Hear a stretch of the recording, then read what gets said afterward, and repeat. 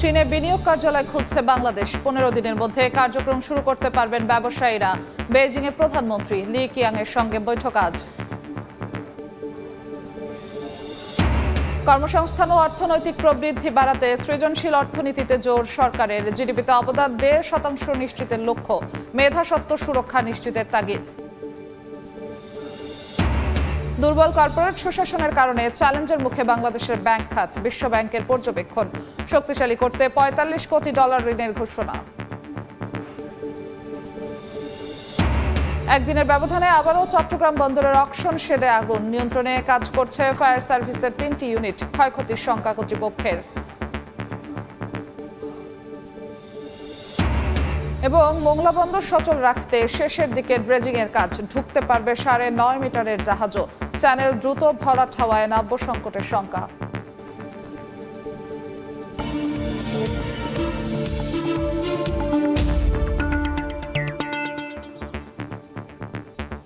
দেখছিলেন শিরোনাম। আমন্ত্রণ জানাচ্ছি দেশ ও দেশের বাইরের অর্থ বাণিজ্যের নানা খবর নিয়ে আমাদের নিয়মিত আয়োজন এ সময়ের বাণিজ্যে। আপনাদের সঙ্গে আছি আমি জিন্নাতারা যশোয়া। ব্যবসায়ীদের সহযোগিতার লক্ষ্যে চীনে বিনিয়োগ কার্যালয় খুলছে বাংলাদেশ। স্থানীয় সময় বৃহস্পতিবার বেইজিংয়ে অনুষ্ঠিত বাংলাদেশ বিনিয়োগ ফোরামে প্রধানমন্ত্রী তারেক রহমান একথা জানান। বক্তব্যে প্রধানমন্ত্রী জানান, বৈশ্বিক ব্যবসার জন্য সম্পূর্ণ প্রস্তুত বাংলাদেশ। মাত্র 15 দিনের মধ্যে নতুন ব্যবসার লাইসেন্স অনুমোদন করা হবে বলেও জানান তিনি। এছাড়াও চীনা বিনিয়োগকারীদের জন্য চট্টগ্রামের আনোয়ারায় বিশেষ অর্থনৈতিক অঞ্চল এবং মোংলায় 2য় জোনের কাজ দ্রুত এগিয়ে চলছে বলেও জানান সরকার প্রধান। এ সময় নবায়নযোগ্য জ্বালানি, আইটি, উন্নত বস্ত্রশিল্প ও ফার্মাসিউটিক্যালস খাতে বিশেষ নীতিগত সুবিধা ও প্রণোদনার কথা উল্লেখ করেন প্রধানমন্ত্রী। এদিন তারেক রহমানের সঙ্গে সৌজন্য সাক্ষাৎ করেন চীনের কমিউনিস্ট পার্টির আন্তর্জাতিক বিভাগের মন্ত্রী লিউ হেজিং। এ সময় বিএনপি ও চীনের কমিউনিস্ট পার্টির মধ্যে একটি সমঝোতা স্মারক স্বাক্ষর হয়।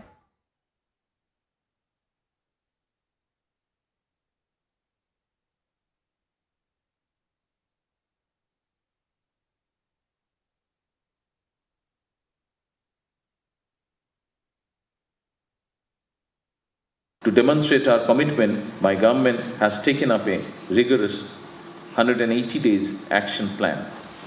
Today, I am also happy to announce that soon we will be opening our first investment office in China. Our objective is simple. Chinese investors should not have to wait until they arrive in Bangladesh to receive support. The government is about to start a new licensing approval process, which will allow new businesses to start operation in Bangladesh in less than 15 days. কর্মসংস্থান ও অর্থনৈতিক প্রবৃদ্ধি বাড়াতে সৃজনশীল অর্থনীতিতে জোর দিচ্ছে সরকার। জিডিপিতে এই খাতের অবদান 1.5% নিশ্চিত করতে চায়। এজন্য প্রস্তাবিত বাজেটে চলচ্চিত্র, সঙ্গীত, নাটক সহ বিভিন্ন খাতে বরাদ্দ দেওয়া হয়েছে 300 কোটি টাকা। এমন উদ্যোগ কেবল কাগজে কলমে সীমাবদ্ধ না রেখে সঠিক বাস্তবায়ন চান খাত সংশ্লিষ্টরা। অর্থনীতিবিদরা বলছেন, মেধাস্বত্ব সুরক্ষা নিশ্চিত করতে পারলে আন্তর্জাতিক বাজারে কদর বাড়বে বাংলাদেশি পণ্য সেবার। ইয়ানু শিফাতের রিপোর্ট।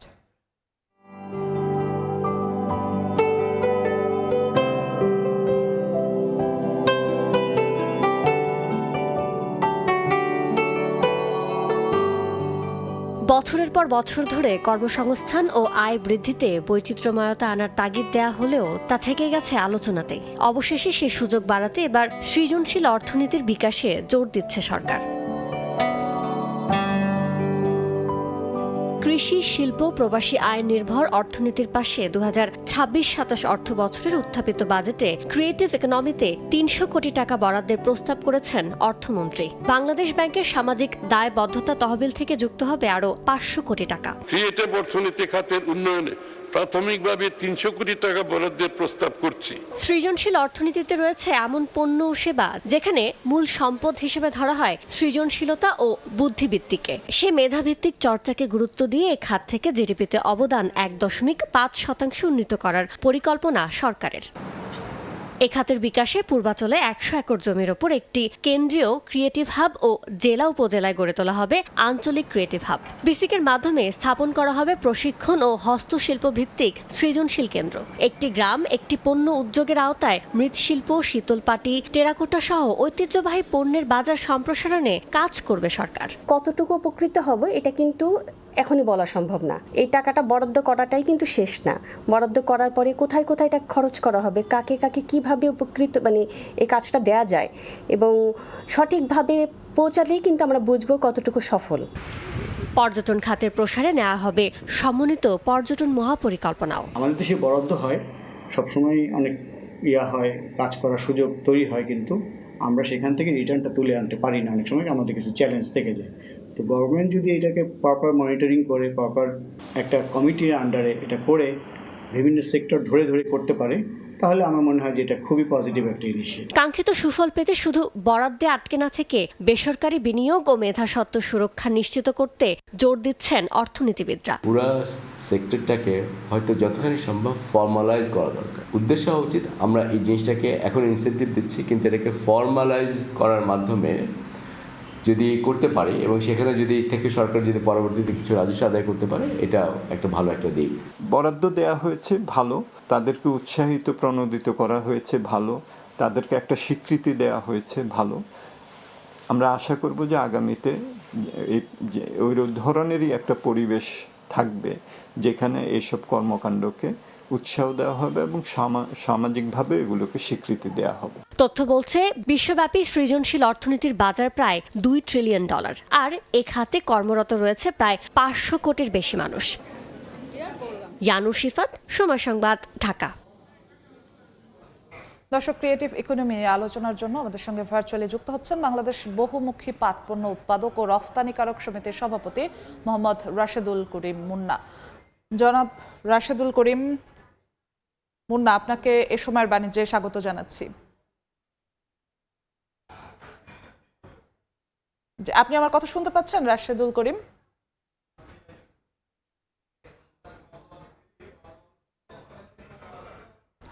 জনাব রাশেদুল করিম, আপনার কাছে শুরুতেই একটু জানতে চাচ্ছি যে বাংলাদেশে ক্রিয়েটিভ ইকোনমির সম্ভাবনা নিয়ে অনেক দিন ধরেই আলোচনা হচ্ছিল, এবার নতুন সরকার এসে বাজেটে বরাদ্দ দিল, গুরুত্ব দিল, এই বিষয়টিকে কিভাবে দেখছেন শুরুতে একটু ছোট করে জানতে চাচ্ছি। না, আমি মনে করি এটা খুবই একটা গুরুত্বপূর্ণ ইস্যু, কারণ পৃথিবীর যে কটা দেশ এগিয়ে গেছে তারা এই বিষয়টাকে ফোকাস করে কিছু উদ্যোগ নিয়েছে এবং তার ফলাফল হিসেবে তাদের যেই আর্থিক যে উন্নয়ন, সে উন্নয়নে একটা ব্যাপক ভূমিকা পালন করেছে। জি জি, আপনার কাছে আরেকটি বিষয়, যে সরকার যেটি বলেছে যে জিডিপিতে এ খাতের অবদান 1.5% উন্নীত করতে চায়, বর্তমান বাস্তবতায় সরকারের স্বপ্ন বা লক্ষ্যে এই লক্ষ্যে উন্নীত করা কতটা সম্ভব? দেখুন, বেসিক্যালি ক্রিয়েটিভ ইকোনমির হচ্ছে একটা পজিটিভ ইম্প্যাক্ট আছে, কিন্তু সেই প্রগ্রেসটা করতে গেলে বেশ কিছু ফ্যাসিলিটি লাগবে। তা আমার কাছে মনে হয়েছে যে আমাদের অবকাঠামো এবং হচ্ছে সেই জায়গাতে যে ফ্যাসিলিটি গুলো হচ্ছে অন্যরা এনশিওর করেছে তাদের অর্থনীতিকে এগিয়ে নেওয়ার ক্ষেত্রে, আমি মনে করি পৃথিবীতে অনেক দেশেই এই ক্ষেত্রে সার্ভিস সেন্টার সহ বেশ কিছু ইনস্টিটিউট কাজ করছে। বাংলাদেশে সেই জায়গাতে হচ্ছে ঘাটতি আছে।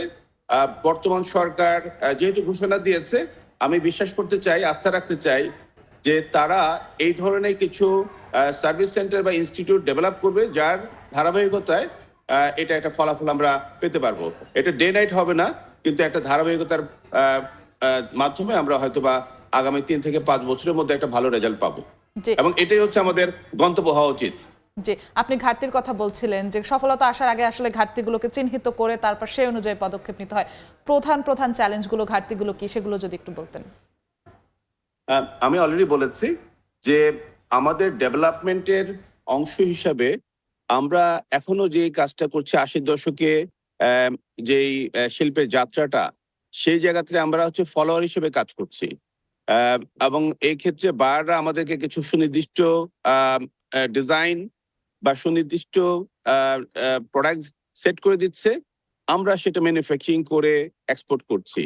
কিন্তু এবং সেই জায়গাতে আমরা কোন জায়গাতে মার্কেটিং করছি, আমরা মার্কেটিং করছি একবারে বেসিক যে প্রাইসটা আছে, অর্থাৎ মার্কেটে যে সবচেয়ে লোয়ার যে রেঞ্জটা আছে, সেই জায়গাতে আমরা মূলত ফোকাস করে আমাদের ইন্ডাস্ট্রি কাজ করছে। গার্মেন্টস ইন্ডাস্ট্রি বলেন, হোম টেক্সটাইল বলেন, জুট বলেন, আমরা সব জায়গাতে বেসিক কিছু প্রোডাক্ট নিয়ে কাজ করছি। সুতরাং এখানে ভ্যালুটেশনটা খুব গুরুত্বপূর্ণ, এবং ভ্যালুটেশন একটা নিশ্চিত করতে গেলেই আপনি যে প্রশ্নটা করেছেন সেই জায়গাতে আমাদেরকে ফোকাস করতে হবে, এবং সেই জায়গাতে এই কাজটা করার ক্ষেত্রে রিসার্চ ইনস্টিটিউট বা সার্ভিস সেন্টার এবং উদ্যোক্তা সবার একটা সম্মিলিতভাবে যদি কাজ করার পরিবেশ নিশ্চিত করা যায়, সেইটাই হচ্ছে এই উদ্যোগের সফলতা নির্ভর করবে। সুতরাং আমি মনে করি যে আমরা এখনো ফলোয়ার হিসেবে আমাদের টোটাল ইন্ডাস্ট্রি রান করছে। আমরা গ্র্যাজুয়ালি কিভাবে ভ্যালুডেশন বা মার্কেটে যে হাই ভ্যালুর যে প্রোডাক্টগুলি আছে, যেটা এক্সাম্পল দিচ্ছি, আমি হয়তো একটা বেসিক প্রোডাক্ট করে জুট প্রোডাক্ট হচ্ছে আমি কাঁচা পাট রপ্তানি করে যে এটা করব, আমি যদি ক্রিয়েটিভ প্রোডাক্ট যদি উৎপাদন করে রপ্তানি করি, সেখানে হয়তো 5 থেকে 7 গুণ আমি মুনাফা পাবো বা ভ্যালুডেশনটা হবে। সেই জায়গাতে এখন আমাদের যে $1 বিলিয়ন এক্সপোর্ট আছে, এটা হয়তো 3 থেকে $5 বিলিয়ন নিয়ে যাওয়া সম্ভব হবে। অর্থাৎ আমি বেসিক যেই র মেটেরিয়ালস বা একবারে নিম্নমানের বা মার্কেটে যে সবচেয়ে কম দামের যে প্রোডাক্টগুলি আছে, সেই জায়গাতে আমাদেরকে চিন্তা করতে হবে কিভাবে আমরা ক্রিয়েটিভ অ্যাপ্লিকেশনের মাধ্যমে ভ্যালুয়েশনটা নিশ্চিত করতে পারি। সেই জায়গাতে আপনি যে প্রশ্নটা আবারও করেছেন যে আমাদের মূল ঘাটতি হচ্ছে এই জায়গাতে সরকারের যে উদ্যোগ, এটাকে আমরা বাহবা দিতে চাই। এটাই আসলে আমাদের আগামী ডেস্টিনেশন হওয়া দরকার। কারণ হচ্ছে চায়না গ্রাজুয়ালি কিন্তু ডেভেলপ করছে এই জায়গাটাকে ফোকাস করে। এখন তারা কিন্তু সস্তা জিনিস বিক্রি করার যে প্রক্রিয়াটা ছিল, সেটা থেকে আস্তে আস্তে বের হওয়ার চেষ্টা করছে। তারা এখন হাইটেকে চলে যাচ্ছে। সুতরাং আমরা যে একবারে বেসিক যে প্রোডাক্টগুলি করছি, যেটা মূলত শ্রম নির্ভর, আমরা শ্রম নির্ভর করব, যেখানে হয়তো বা গ্রাজুয়ালি আমাদের হচ্ছে ভ্যালুডেশনটা যদি বাড়ানো সম্ভব হয়, আমরা অন্যভাবে আমাদের অর্থনীতিকে ঘুরে দাঁড়ানোর সুযোগটা পাবো। এবং এই ক্ষেত্রে সরকারের যে লক্ষ্যমাত্রাটা আছে $100 বিলিয়ন বা $150 বিলিয়ন, এই লক্ষ্যমাত্রাটাকে যদি এনশিওর করতে হয়, আমি মনে করি পলিসির সাপোর্ট, ফ্যাসিলিটির সাপোর্ট এবং সেই জায়গাতে ইন্টারন্যাশনাল যেই অর্গানাইজেশনগুলো কাজ করছে এই জায়গাগুলোতে, এই সার্ভিস সেন্টারগুলোর সাথে কিভাবে বা রিসার্চ ইনস্টিটিউটগুলোকে কিভাবে বাংলাদেশের যেই সব যে উদ্যোক্তারা আছে এবং বাংলাদেশের যে বর্তমান যেই ছোট পরিসরে যে অবকাঠামোগুলো আছে, এটা সমন্বয়ের মাধ্যমে তাদের যে এক্সপার্টিজমটা আছে সেটা আমরা যদি ব্যবহার করার সুযোগটা বাড়াতে পারি, আমি মনে করি যে আমাদের যাত্রাটা ত্বরান্বিত হবে এবং গ্রাজুয়ালি আমাদের এখানেই আমাদের সেই ধরনের সার্ভিস সেন্টার বা ইনস্টিটিউট কিভাবে ডেভেলপ করা যায় আন্তর্জাতিক মানের, সেই চ্যালেঞ্জ এবং সেই সফলতা আমরা আশা করছি বর্তমান সরকারের কাছে, যাতে যেই আগামীর যে অর্থনীতির ভবিষ্যৎ সেটাকে ত্বরান্বিত করতে সাহায্য করবে। জি, বাজেটেও সরকার সেটি দেখিয়েছে যে সরকার ক্রিয়েটিভ ইকোনমিকে গুরুত্ব সহকারে দেখতে চায়। 300 কোটি টাকার যে বাজেট বরাদ্দের ঘোষণা দেওয়া হয়েছে, এর পাশাপাশি নীতিগত সংস্কার কিংবা দক্ষতা উন্নয়নের ক্ষেত্রে, বাজার সংযোগের ক্ষেত্রে গুরুত্বপূর্ণ কিনা, সেক্ষেত্রে সরকার পদক্ষেপগুলো আসলে কেমন হতে পারে? আমি মনে করি আসলে আমাদের অর্থনীতির সার্বিক উন্নয়নের জন্য একটা কম্পোনেন্ট নিয়ে কাজ করলে হবে না, টোটাল সাপ্লাই চেইনের যে চ্যালেঞ্জটা আছে, যে আমি রিসার্চের কথা বলেছি, প্রোডাক্ট ডেভেলপমেন্টের কথা বলেছি, আমাদের হিউম্যান রিসোর্স আছে কিন্তু আমাদের স্কিল হিউম্যান রিসোর্স নেই। সেই জায়গাতে আমরা জাস্ট গত 15 তারিখে আমি মাননীয় বাণিজ্য মন্ত্রী, শিল্পমন্ত্রী এবং বস্ত্রপাট মন্ত্রী মহোদয়ের সাথে চায়নার একটা ইউনিভার্সিটিতে যাওয়ার সুযোগ পেয়েছি। তারা দেখেছি যে তাদের যে ইন্ডাস্ট্রিকে ডেভেলপ করার জন্য ইউনিভার্সিটি রিসার্চ করছে, শুধু রিসার্চই করছে না, তারা সেই রিসার্চটাকে ইমপ্লিমেন্টেশন করার জন্য যেই মেশিনারি যারা বানাচ্ছে তাদের সাথে তারা যুক্ত এবং উদ্যোক্তারা সরাসরি যুক্ত। অর্থাৎ 3টা পক্ষকে মিলিত করে মানে বাস্তবমুখী বাজার সম্প্রসারণের উদ্যোগ নিয়েছে। অর্থাৎ বাজারে যে তারা যে বেসিক প্রোডাক্টটা তারাও করতো, এখন তারা গ্রাজুয়ালি কিভাবে হাই ভ্যালু প্রোডাক্টগুলি উৎপাদন করার সক্ষমতা বাড়াতে পারে সেই জায়গাটাতে তারা ফোকাস করছে। সুতরাং আমাদের এখানে শুধুমাত্র ওই রিসার্চ বা প্রোডাক্ট ডেভেলপমেন্ট করলে হবে না, আমাদের এখানে টেকনোলজির একটা বড় ঘাটতি আছে। আমরা কম্পিটিটিভ হতে গেলে পৃথিবীর অন্য প্রতিযোগী দেশগুলো যারা আছে তাদের সাথে কমপ্লিট করতে গেলে আমাদের তারা যে ধরনের টেকনোলজি ব্যবহার করছে সেটা আমরা কিভাবে ব্যবহার করতে পারবো। সর্বোপরি আমাদের উদ্যোক্তাদের বাজারের একটা বড় অনিশ্চয়তা আছে।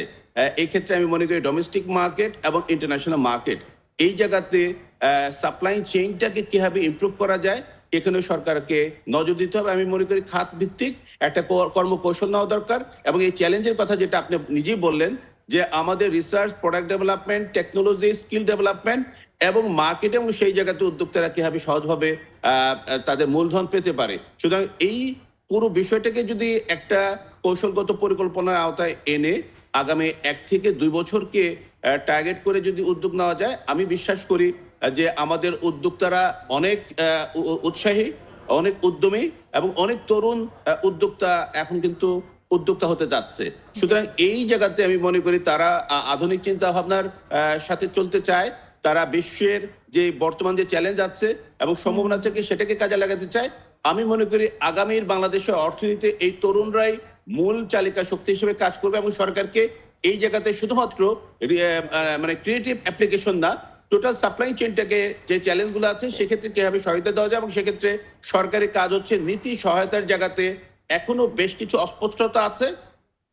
এক্সাম্পল দিচ্ছি, আমরা এই ধরনের ফ্যাসিলিটিগুলো যদি বিদেশ থেকে নিতে চাই বা এক্সপার্টকে হায়ার করতে চাই, সেখানে ট্যাক্স ভ্যাট আছে। সুতরাং আমরা এই জায়গাতে কিন্তু কম্পিটিটিভ হতে পারবো না। সুতরাং আমি মনে করি সরকারের এক্সিস্টিং যে নীতি ঘোষণা আছে, এনবিআর এর যে সমস্ত সার্কুলার গুলো আছে, এগুলিকে একটু রিশিডিউল করা দরকার, রিভিজিট করা দরকার, যাতে আমরা কম্পিটিটিভ হতে পারি বর্তমান যে অন্যান্য প্রতিযোগী দেশ আছে তাদের সাথে। জি, জনাব রাশেদুল করিম, আমরাও সেই প্রত্যাশা করব যে ক্রিয়েটিভ ইকোনমিক খাতে সরকার যে গুরুত্ব দিচ্ছে তার মাধ্যমে সেই সফলতাটা আসবে। আমরা সেই প্রত্যাশা করব। আপনাকে অসংখ্য ধন্যবাদ আমাদের সঙ্গে যুক্ত হওয়ার জন্য। আপনাকে ধন্যবাদ জার্মানি থেকে। দর্শক, আমরা আলোচনা করছিলাম ক্রিয়েটিভ ইকোনমি নিয়ে। আমাদের সঙ্গে যুক্ত হয়েছিলেন বাংলাদেশ বহুমুখী পাট পণ্য উৎপাদক ও রফতানিকারক সমিতির সভাপতি মোহাম্মদ রাশেদুল করিম মুন্না। নতুন রাস্তা নির্মাণের কয়েক মাস যেতে না যেতেই আবার শুরু হয় কাটাকাটি। কখনো পানি, কখনো গ্যাস, কখনো বিদ্যুৎ, আবার কখনো ইন্টারনেট কেবল বসানোর নামে ভেঙে ফেলা হয় কোটি কোটি টাকা ব্যয়ে নির্মিত সড়ক। প্রশ্ন উঠছে, একটি রাস্তা কতবার খোঁড়া হলে সেটিকে পরিকল্পিত উন্নয়ন বলা যায়? কেন বারবার একই রাস্তা খোঁড়া হচ্ছে? এর দায় কার? আর এই খরচের বোঝা শেষ পর্যন্ত বহন করছে কে? বিস্তারিত রাইদুল ইসলাম শুভ রিপোর্টে।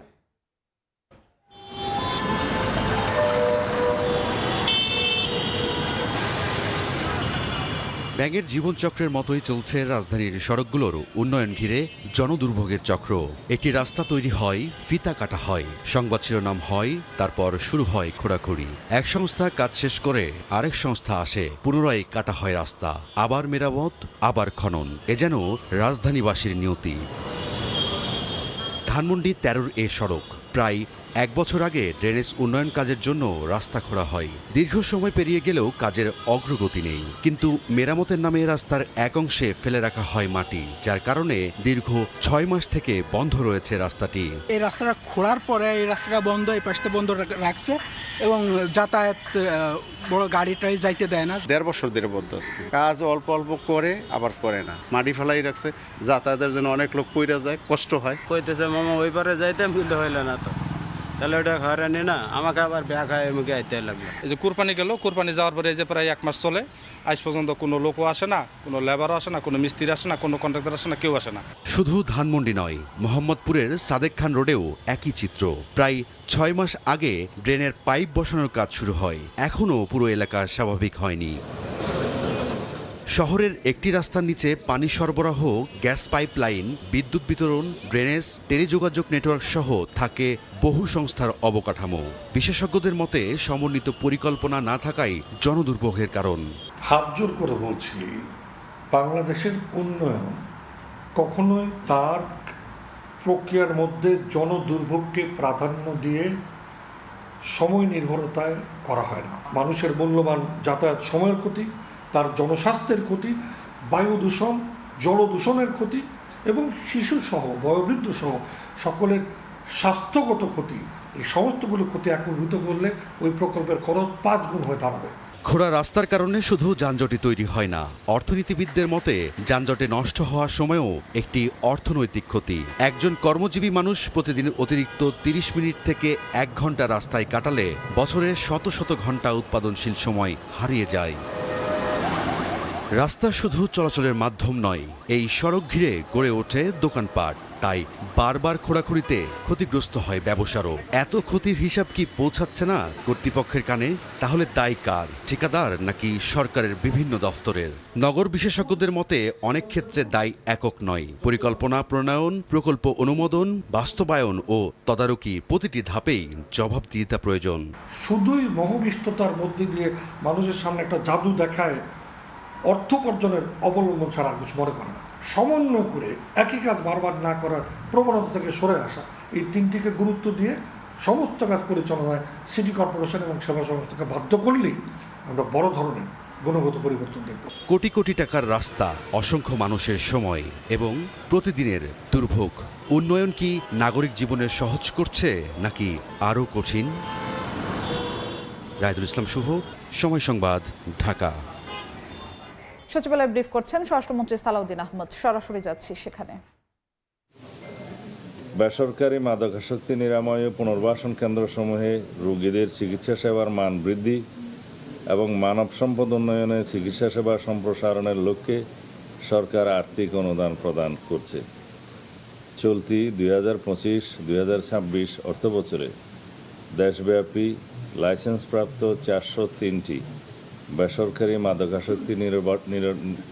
মাদকাসক্তি নিরাময় ও পুনর্বাসন কেন্দ্রসমূহের মধ্যে 73টি বেসরকারি নিরাময় কেন্দ্রকে 1,10,00,000 টাকা অনুদান প্রদান করা হচ্ছে আজকে। এর ফলে মাদকাসক্তি নিরাময় কেন্দ্রগুলোর চিকিৎসা সেবা আরও উন্নত হবে বলে আমি আশা করছি। পাশাপাশি বেসরকারি মাদকাসক্তি নিরাময় ও পুনর্বাসন কেন্দ্রগুলোকে অনুরোধ করছি যেন কেন্দ্রগুলো অবশ্যই সংশ্লিষ্ট বিধিমালা ও জাতীয় গাইডলাইন অনুযায়ী পরিচালিত হয়। এই অনুষ্ঠানের আয়োজন করার জন্য মাদকদ্রব্য নিয়ন্ত্রণ অধিদপ্তরকে অশেষ ধন্যবাদ জানাচ্ছি। আগামীকালকে 26 জুন মাদকদ্রব্যের অপব্যবহার ও অবৈধ পাচার বিরোধী আন্তর্জাতিক দিবস। এই উপলক্ষে আমরা প্রেস ব্রিফিং করব এবং আমাদের অনুষ্ঠানাদি ওসমানী স্মৃতি মিলনায়তনে অনুষ্ঠিত হবে। সেই সূচি আপনাদেরকে পৌঁছে দেওয়া হবে। আমি তাও সংক্ষিপ্তভাবে বলি, 8টার সময় মাদক বিরোধী র্যালি। এটা কোথেকে হবে? মৎস্য ভবনের ওখান থেকে। মাদক বিরোধী বন্ধন ওসমান স্মৃতি মিলনায়তনের সামনে 9:30 থেকে ওসমানী স্মৃতি মিলনায়তনের ভিতরে অনুষ্ঠান আরম্ভ হবে। তারপরে যারা বক্তব্য দিবেন সেই অনুষ্ঠানগুলো আপনারা ওখানে দেখতে পাবেন। সেখানে ডকুমেন্টারি প্রদর্শন করা হবে, থিং সং হবে, তারপরে মাদক আসক্তি থেকে মুক্ত ব্যক্তির বক্তব্য হবে, তারপরে সোভেনিয়ার অ্যানুয়াল ড্রাগ রিপোর্ট ইত্যাদি মোড়ক উন্মোচন হবে এবং বিভিন্ন প্রতিযোগিতায় বিজয়ীদের মধ্যে সনদপত্র প্রদান এবং আলোকচিত্র গ্রহণ হবে। সচিবালয়ে ব্রিফ করছেন স্বরাষ্ট্রমন্ত্রী সালাউদ্দিন আহমদ। আমরা সরাসরি যুক্ত ছিলাম সেখানে। এবার জানাবো ঢাকার পুঁজিবাজারের খবর। সবশেষ খবর জানাতে সরাসরি চলে যাচ্ছি ঢাকা স্টক এক্সচেঞ্জ ডিএসই এর ওয়েবসাইটে। দর্শক, আজ সপ্তাহের শেষ কার্যদিবস। এখন পর্যন্ত প্রায় 1.5 ঘন্টা লেনদেন হয়েছে ঢাকার পুঁজিবাজারে।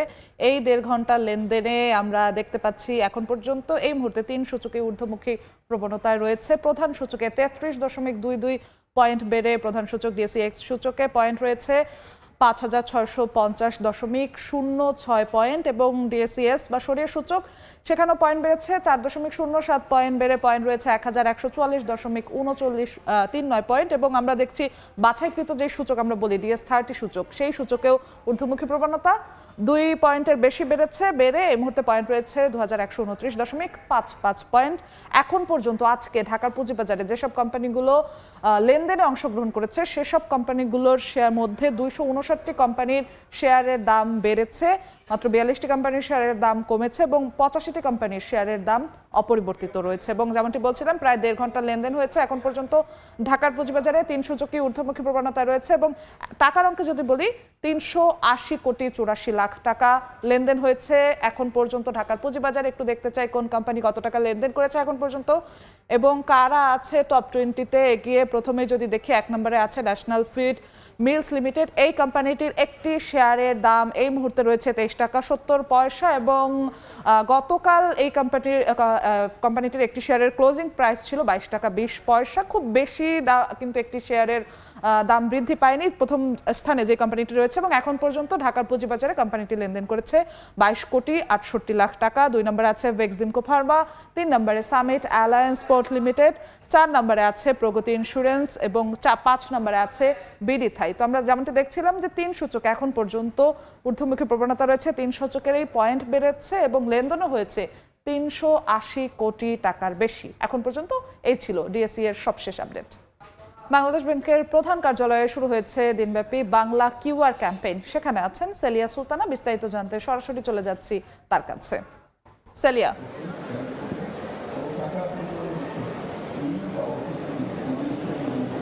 বাংলা কিউআর চালু করার জন্য আগামী 1 জুলাই থেকে কিন্তু বাধ্যতামূলক করা হচ্ছে। কোনো ধরনের লেনদেন বাংলা কিউআর ছাড়া কিন্তু করা যাবে না। ব্যাংকিং যে লেনদেনগুলো রয়েছে, অন্যান্য ব্যবসা প্রতিষ্ঠানগুলো থেকে কেউ যদি ছোটোখাটো কেনাকাটাও করেন সেক্ষেত্রে কিন্তু তাদেরকে বাংলা কিউআর ব্যবহার করতে হবে এবং যতগুলো প্রতিষ্ঠান রয়েছে আর্থিক খাতের সবগুলো প্রতিষ্ঠানকেই কিন্তু বাংলা কিউআর অন্তর্ভুক্ত করে নিতে হবে তাদের যে সিস্টেম রয়েছে।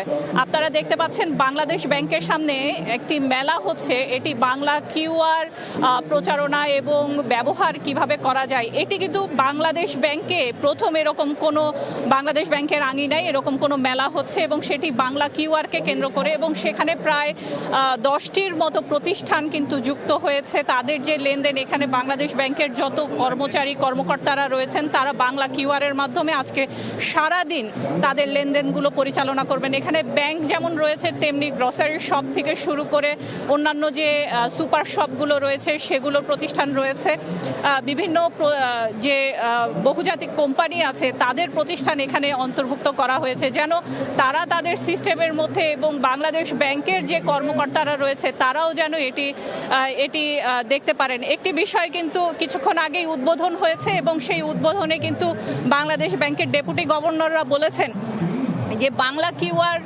ব্যবহারের মাধ্যমে প্রান্তিকের যে মানুষ রয়েছে তাদেরকে অন্তর্ভুক্ত করাটা অনেক বেশি সহজ হবে এবং অর্থনৈতিকভাবে তাদেরকে যে মূল যে অর্থনীতি সেখানে অন্তর্ভুক্ত করা সহজ হবে এবং তারা সেই সুবিধা পাবেন। অন্যদিকে ট্যাক্স জিডিপি রেশিও যেটি রয়েছে সেখানেও কিন্তু বেশ কিছু পরিবর্তন আসবে ইতিবাচকভাবে। এটি মূলত এখন পর্যন্ত আমার কাছে বাংলাদেশ ব্যাংক থেকে সর্বশেষ। বাংলাদেশ ব্যাংক থেকে সরাসরি যুক্ত হয়েছিলেন সহকর্মী সেলিয়া সুলতানা। চাপের মুখে থাকা দেশের ব্যাংক খাতকে শক্তিশালী করতে $45 কোটি ঋণ অনুমোদন দিয়েছে বিশ্বব্যাংক। $1 ট্রিলিয়ন অর্থনীতিতে পরিণত হওয়ার লক্ষ্য অর্জনে যে স্থিতিশীল ও অন্তর্ভুক্তিমূলক আর্থিক খাত প্রয়োজন তা নিশ্চিতেই এই ঋণ উদ্যোগ, এমনটাই জানানো হয়েছে। সংস্থাটি বলছে দুর্বল কর্পোরেট সুশাসন, নিয়ন্ত্রক সংস্থার উপর প্রভাব বিস্তার ও সংশ্লিষ্ট পক্ষকে ঋণ দেওয়ার কারণে দেশের ব্যাংক খাত চ্যালেঞ্জের মুখে রয়েছে। বাংলাদেশের ব্যাংক খাতের ভিত্তি শক্তিশালী করতে $45 কোটি ঋণ দিয়েছে দাতা সংস্থা বিশ্বব্যাংক। বুধবার এক বিজ্ঞপ্তিতে সংস্থাটি জানায় আর্থিক খাত সহায়তা প্রকল্প 2 এর আওতায় বোর্ড সভায় এই ঋণ অনুমোদন দেওয়া হয়েছে। এ প্রকল্পের উদ্দেশ্য হল ক্ষুদ্র আমানতকারীদের সুরক্ষায় আমানত বীমা ব্যবস্থা জোরদার করা এবং বাংলাদেশ ব্যাংকের তদারকি সক্ষমতা ও ব্যবস্থাকে শক্তিশালী করা। পাশাপাশি এটি ব্যাংক পুনর্গঠন ও রাষ্ট্রায়ত্ত ব্যাংক সংস্কারের ভিত্তি তৈরিতেও সহায়তা করবে বলে ধারণা বিশ্বব্যাংকের। সংস্থাটি বলছে দুর্বল কর্পোরেট সুশাসন, নিয়ন্ত্রক সংস্থার উপর প্রভাব বিস্তার ও সংশ্লিষ্ট পক্ষকে ঋণ দেওয়ার কারণে দেশের ব্যাংক খাত চ্যালেঞ্জের মুখে রয়েছে। 2026 সালের মার্চ শেষে খেলাপি ঋণের হার দাঁড়িয়েছে 32.6%, যা দক্ষিণ এশিয়ার ব্যাংকগুলোর গড় 7.9%-এর তুলনায় অনেক বেশি। বিশ্বব্যাংকের বাংলাদেশ ও ভুটান বিভাগের পরিচালক জে প্যাম জানান, বাংলাদেশের $1 ট্রিলিয়ন অর্থনীতিতে পরিণত হওয়ার লক্ষ্য অর্জনে একটি স্থিতিশীল ও অন্তর্ভুক্তিমূলক আর্থিক খাত প্রয়োজন। কিন্তু দেশের আর্থিক খাতের মোট সম্পদের প্রায় 90% প্রতিনিধিত্ব করা ব্যাংক খাত ক্রমবর্ধমান চাপের মুখে রয়েছে। কাজে এই প্রকল্পের আওতায় কেন্দ্রীয় ব্যাংকের তথ্য ও যোগাযোগ প্রযুক্তি অবকাঠামো আধুনিকায়ন ও উন্নত করা হবে। এর মাধ্যমে ক্রমবর্ধমান সাইবার নিরাপত্তা ঝুঁকি মোকাবেলা এবং খাত সংশ্লিষ্ট তথ্য ও বিশ্লেষণ ব্যবস্থার গুরুত্বপূর্ণ ঘাটতি পূরণ করা সম্ভব হবে। এতে বাংলাদেশ ব্যাংকের ঝুঁকি পর্যবেক্ষণ, তথ্য নির্ভর ও ঝুঁকি ভিত্তিক তদারকি এবং আর্থিক খাতের সৃজনশীলতা বৃদ্ধির সক্ষমতা বাড়বে। ইয়ানুর শিফা, সময় সংবাদ।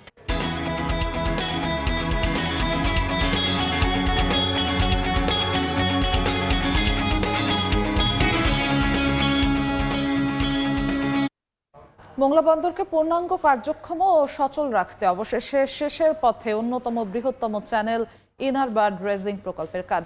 আগামী 30 জুন এই মেগা প্রকল্পের আনুষ্ঠানিক সমাপ্তি ঘোষণা করতে যাচ্ছে বন্দর কর্তৃপক্ষ। মাহমুদ হাসানের পাঠানো তথ্য ও মাসুদ রানার ছবি নিয়ে রিপোর্ট। পুরোদমে চলছে ড্রেজিং কার্যক্রম। পশুর নদীর গভীরতা বাড়িয়ে 9 থেকে 9.5 মিটারের বিদেশি বাণিজ্যিক জাহাজ ফেরানোর উপযোগী করা হচ্ছে মংলা বন্দরকে। বন্দরকে পূর্ণাঙ্গ কার্যক্ষম ও সচল রাখতে অবশেষে শেষের পথে অন্যতম বৃহত্তম চ্যানেল ইনার বার্ড ড্রেজিং প্রকল্পের কাজ। আনুষ্ঠানিকভাবে প্রকল্পের কাজ শুরু হয়েছিল 2021 সালের 13 মার্চ। 2022 সালের শেষের দিকে কাজ শেষ হওয়ার কথা ছিল, কিন্তু বালু ফেলার জায়গায় নিয়ে তীব্র জমি জটিলতা ও ড্রেজিং চলাকালীনই চ্যানেল পুনরায় ভরাট হয়ে যাওয়ার মতো প্রাকৃতিক বাধার কারণে নির্ধারিত সময়ে শেষ করা সম্ভব হয়নি কাজ। অবশেষে সব বাধা অতিক্রম করে দীর্ঘ 6.5 বছরের মাথায় প্রকল্প সম্পন্ন হচ্ছে বলে জানায় বন্দর কর্তৃপক্ষ। চ্যানেলের নাব্যতা সংকটের স্থায়ী সমাধানে বন্দরের হারবাড়ি এলাকা থেকে বন্দর জেটি পর্যন্ত মোট 23.4 কিলোমিটার চ্যানেল ড্রেজিং করা হয়, যা থেকে প্রায় 2,37,00,000 ঘনমিটার বালু ও পলিমাটি উত্তোলন করা হয়। তবে চ্যানেল দ্রুত ভরাট হয়ে যাওয়ায় নাব্য সংকটের শঙ্কায় পুরোপুরি কাটছে না। বন্দরকে সচল রাখা ও ব্যবসায়ীদের সুবিধার্থে খননকৃত চ্যানেলের ড্রাফট পুনর্বিবেচনার দাবি বন্দর ব্যবহারকারীদের। আমি একজন বন্দর ব্যবহারকারী হিসেবে আমার প্রত্যাশা এবং দাবি হচ্ছে যে যথাযথ প্রক্রিয়ায় যেন ড্রাফট সার্ভেটা হয়। কারণ হচ্ছে আপনার ড্রাফট সমস্যা, ড্রেজিং যদি প্রপারভাবে হয় তাহলে আপনার ড্রাফটের সমস্যাটা মিটে যাবে এবং আমরা আশা করি মোংলা বন্দর আবার পুনরায় সচল হবে। ড্রেজিংটা অতি জরুরি প্রয়োজন এবং অনেক গভীরভাবে আমাদের যাতে গভীরতা বাড়ে সেই ধরনের ড্রেজিং আমাদের প্রয়োজন, যাতে নর্মালি 10,000 টনের একটা ব্যাসেল উপরে আসুক।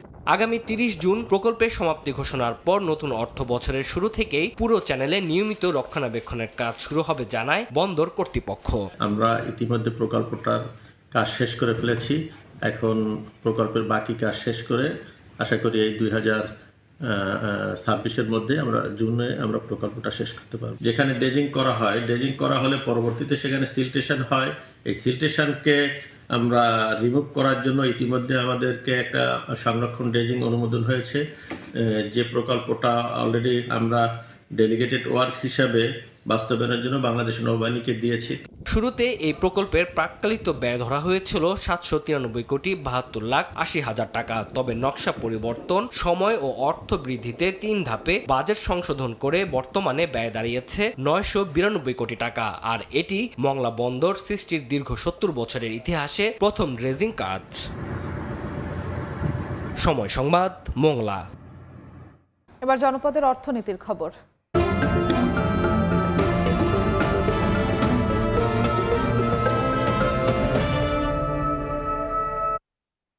খুলনা, বাগেরহাট ও সাতক্ষীরার বিভিন্ন স্থানে আবারও বেড়িবাঁধে ভাঙন দেখা দিয়েছে। পানি উন্নয়ন বোর্ড বলছে, জরুরি সংস্কারের পাশাপাশি টেকসই বাঁধ নির্মাণে নেওয়া হয়েছে একাধিক প্রকল্প।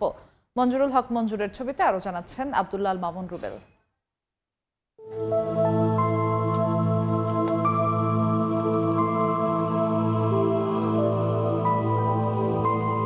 চোখে মুখে আতঙ্ক নিয়ে খুলনার দাকপের পানখালী ইউনিয়নে ঝপঝপিয়া নদীর পাড়ে হাঁটছেন এই বৃদ্ধা।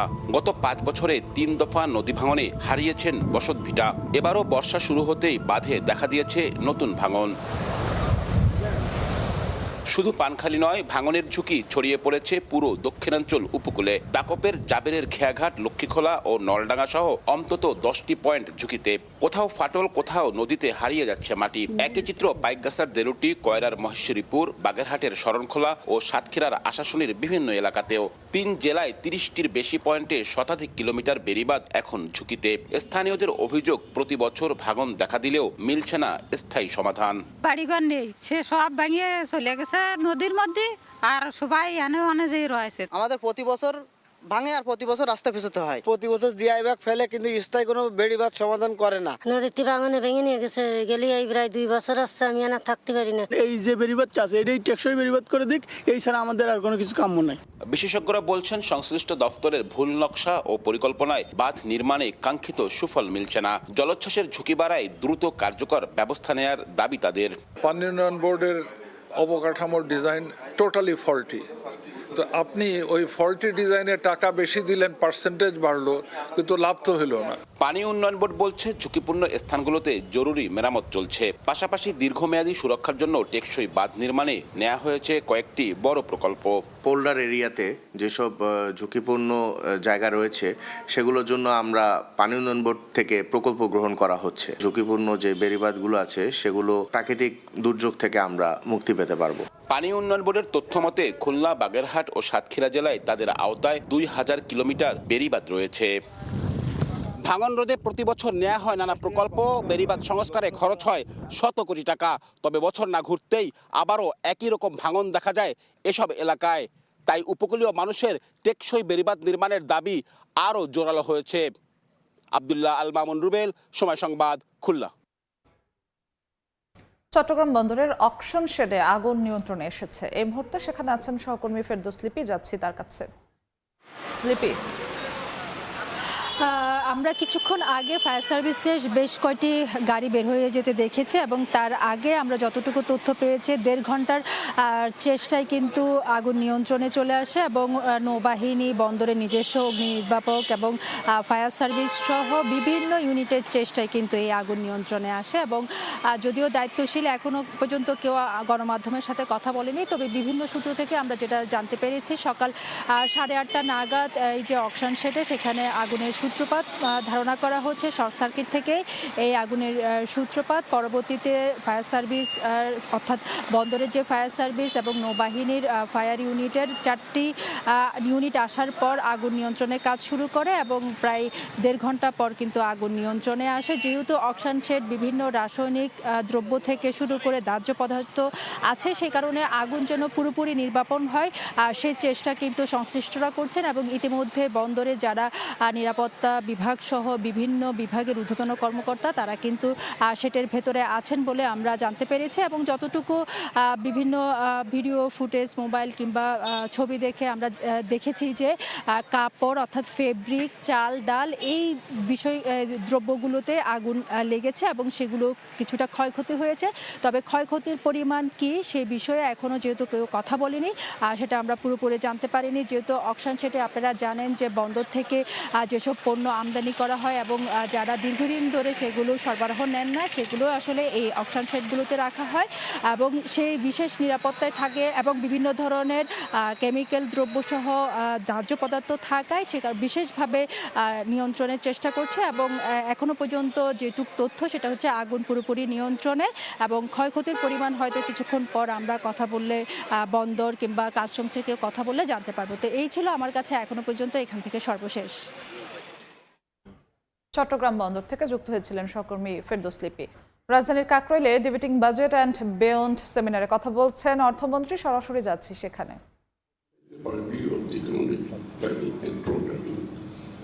আমরা চেষ্টা করেছি প্রথমে ওই ডেমোক্রেটাইজেশন শব্দটা আনলাম, মানে why did you bring in this slogan? Democratization of ইকোনমির অর্থটা হচ্ছে বাংলাদেশের প্রত্যেকটি মানুষ অর্থনীতিতে পার্টিসিপেট করতে পারবে এবং অর্থনীতির সুফলটা তার কাছে যাবে। This was the idea for the philosophy of the budget actually, and philosophy of economic policy. সেটাকে মাথায় রেখে আমরা যারা বাইরে এতদিন ছিল তাদেরকে প্রায়োরিটি দিয়েছি এবং তারা কারা? তারা হচ্ছে আমাদের রুরাল বাংলাদেশে যে লোকগুলো সেই কামার কুমার আর্টিজান থেকে শুরু করে কুটির শিল্প থেকে শুরু করে আমাদের কালচারাল লাইফে যারা আছে, মিউজিকে আছে, আমাদের স্পোর্টসে আছে, এই সবগুলো লোক মোটামুটি হতদরিদ্র যারা আছে, তাদের কোনো ভয়েস নেই, তাদেরকে মাথায় রেখে আমরা কিছু প্রোগ্রাম করেছি। যেমন মহিলাদের, বিশেষ করে মহিলা যারা, কোন মহিলা যারা যাদের কোনো সমস্যাই ছিল না, গৃহকর্ত্রী, গ্রামে গঞ্জে সারা দেশে, যিনি সারাদিন ঘরের কাজ সব কিছু ম্যানেজ করছে, সবাই চাকরি বাকরি করছে, আর্ন করছে, ওই ভদ্র মহিলার তো কোনো সে নাই, but she is running the whole house hold.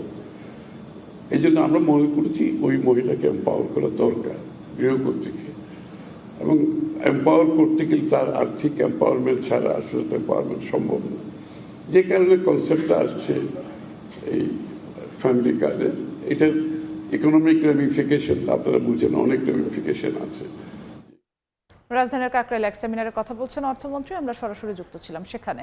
Medical ক্যাম্পের আওতায় জনসাধারণকে ফ্রি চিকিৎসা সেবা দিয়েছে ইলেকট্রনিক্স পণ্য বিক্রি ও সেবাদানকারী প্রতিষ্ঠান ওয়ালটন। বুধবার দেশব্যাপী একযোগে 700-র বেশি ওয়ালটন প্লাজায় গ্রাহক থেকে শুরু করে সাধারণ মানুষকে এই চিকিৎসা সেবা দেওয়া হয়। এদিন রাজধানীর মিরপুর মাজার রোড ওয়ালটন প্লাজায় ফিতা কেটে মেডিকেল ক্যাম্পের উদ্বোধন করেন ওয়ালটন প্লাজার managing partner SM Mahbubul Alam. এ সময় তিনি ওয়ালটন প্লাজার হ্যাপিনেস অ্যান্ড হেলথ কেয়ার প্রজেক্টের আওতায় গ্রাহকদের ফ্রি চিকিৎসা দেওয়ার লক্ষ্যে একটি বিশেষ হটলাইন নাম্বারও উদ্বোধন করেন। জানানো হয় এই হটলাইনে কল করে ফ্রি চিকিৎসা নিতে পারবেন ওয়ালটন প্লাজার গ্রাহকরা।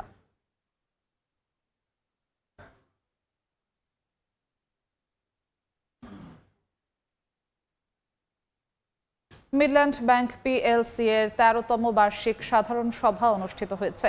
বুধবার রাজধানীর নৌসদর দফতরের BN সাগরিকা হলে শেয়ার হোল্ডারদের সরাসরি উপস্থিতির পাশাপাশি ডিজিটাল প্ল্যাটফর্মের মাধ্যমে অংশগ্রহণে হাইব্রিড পদ্ধতিতে এ সভা অনুষ্ঠিত হয়। এ সভায় শেয়ার হোল্ডারগণ 2025 সালের জন্য 3% নগদ লভ্যাংশ ও স্টক লভ্যাংশ অনুমোদন করেন। এতে সভাপতিত্ব করেন ব্যাংকটির চেয়ারম্যান আহসান খান চৌধুরী। আরও উপস্থিত ছিলেন এক্সিকিউটিভ কমিটির চেয়ারম্যান রেজাউল করিম, অডিট কমিটির চেয়ারম্যান, বোর্ড রিস্ক ম্যানেজমেন্ট কমিটির চেয়ারম্যান এবং পরিচালক সহ অন্যান্য কর্মকর্তা কর্মচারীরা। চলতি সপ্তাহের ধারাবাহিক দরপতনে গেল 4 মাসের মধ্যে বিশ্ববাজারে সর্বনিম্ন পর্যায়ে নেমেছে জ্বালানি তেলের দাম। ইরান যুক্তরাষ্ট্র শান্তি চুক্তি আলোচনা শুরুর পর থেকেই বিশ্ববাজারে কমতে শুরু করে অপরিশোধিত তেলের দর। একদিনে ব্রেন্ট ক্রুডের দাম 1.5% বেশি কমে বৃহস্পতিবার সকালে বিক্রি হয়েছে $72.60। আর ওয়েস্ট টেক্সাস ইন্টারমিডিয়েটের দামও প্রায় 1.5% কমে বিক্রি হচ্ছে $69.5। বাজার বিশ্লেষকরা বলছেন, হরমুজ প্রণালীতে জাহাজ চলাচল স্বাভাবিক হওয়ার সম্ভাবনায় জ্বালানির দাম আরও কমার সম্ভাবনা রয়েছে।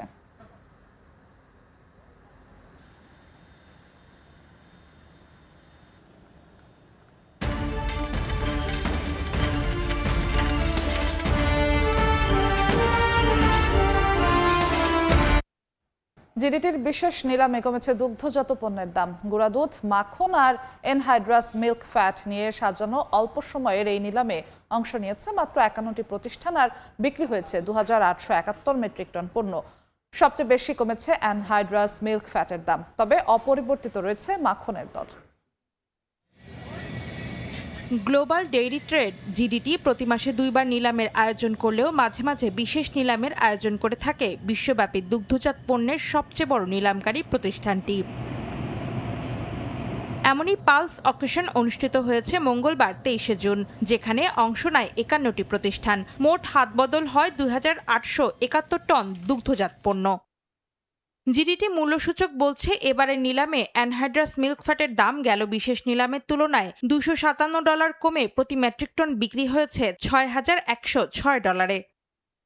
ননিযুক্ত গুঁড়া দুধের দাম কমেছে $56, টন প্রতি গড় মূল্য নেমেছে $3521। নিম্নমুখী ননি ছাড়া গুঁড়া দুধের দামও গেল বিশেষ নিলামের তুলনায় টন প্রতি $52 কমে গড় মূল্য দাঁড়িয়েছে $3215। তবে অপরিবর্তিত রয়েছে মাখনের দর। অন্তরাসেন, সময় সংবাদ। এ পর্যায়ে শীর্ষ সংবাদগুলো জানিয়ে দিচ্ছি আরেকবার। চীনে বিনিয়োগ কার্যালয় খুলছে বাংলাদেশ। 15 দিনের মধ্যে কার্যক্রম শুরু করতে পারবেন ব্যবসায়ীরা। বেইজিংয়ে প্রধানমন্ত্রী লি কিয়াং এর সঙ্গে বৈঠক আজ। কর্মসংস্থান ও অর্থনৈতিক প্রবৃদ্ধি বাড়াতে সৃজনশীল অর্থনীতিতে জোর সরকারের। জিডিপিতে অবদান 1.5% নিশ্চিতের লক্ষ্য। মেধাস্বত্ব সুরক্ষা নিশ্চিতের তাগিদ। এবং দুর্বল কর্পোরেট সুশাসনের কারণে চ্যালেঞ্জের মুখে বাংলাদেশের ব্যাংক খাত। বিশ্ব ব্যাংকের পর্যবেক্ষণ, শক্তিশালী করতে $45 কোটি ঋণের ঘোষণা।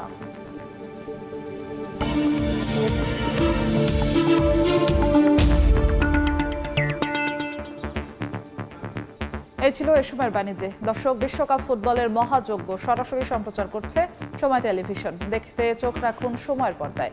এরপর দুপুর 12টার সময় সংবাদ নিয়ে সঙ্গে থাকবেন সহকর্মী সাবরিনা মজুমদার। যশোদা, ধন্যবাদ আপনাকে। দুপুর 12টার সময় সংবাদ নিয়ে আসছে কিছুক্ষণ পর, সঙ্গে থাকুন সময়।